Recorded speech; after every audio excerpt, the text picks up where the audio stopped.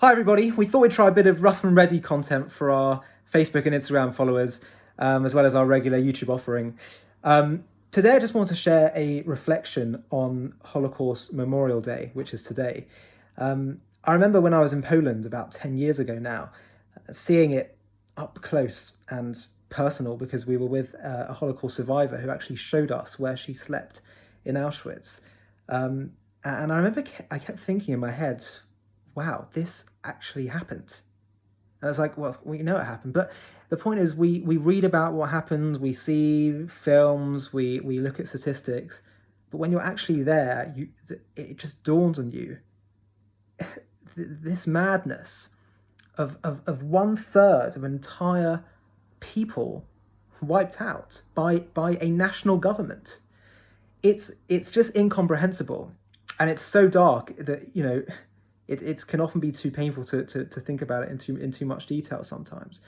One of the things that I also remember went through my head, and I suppose will go through anyone's head when they're studying this, is why was Hitler so determined to wipe out the Jewish people? What was it? To the extent that he was prepared to compromise his war effort. Towards the end of the war, he had to decide, do I want to send these trains with people on them to the front lines? Do I want to send troops there to the Eastern Front, or do I want to use these trains to send more Jews to the camps? And he chose the latter option. Why?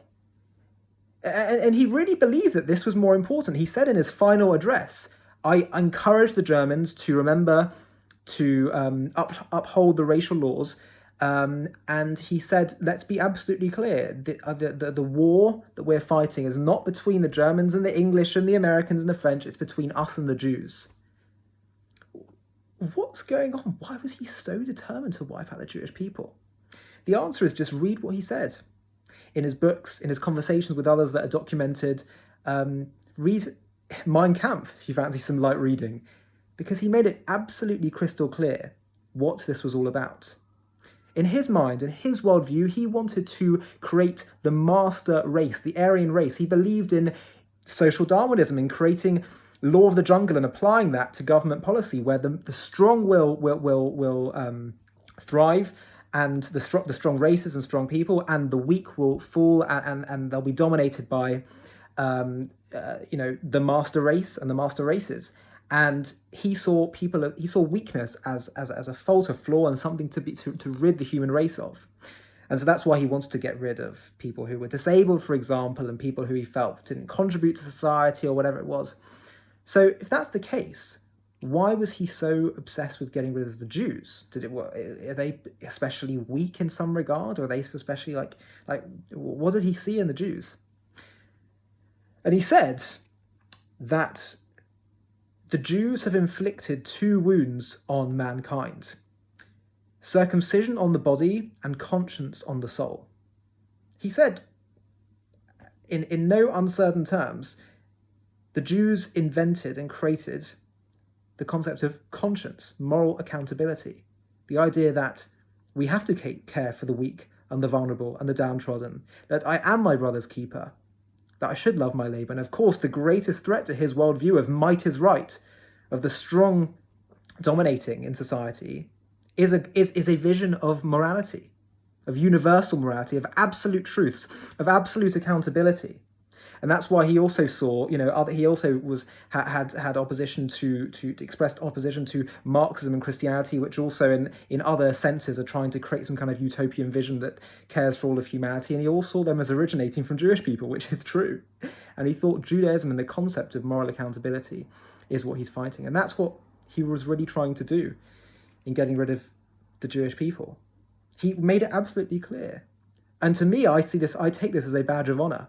I think it's a remarkable thing, because yes, that is exactly what we're about. That's exactly the Jewish people's message to the world, and I believe a way in which the Jewish people have transformed the world, this idea of ethical monotheism, of everyone being accountable and having a duty to care for one another.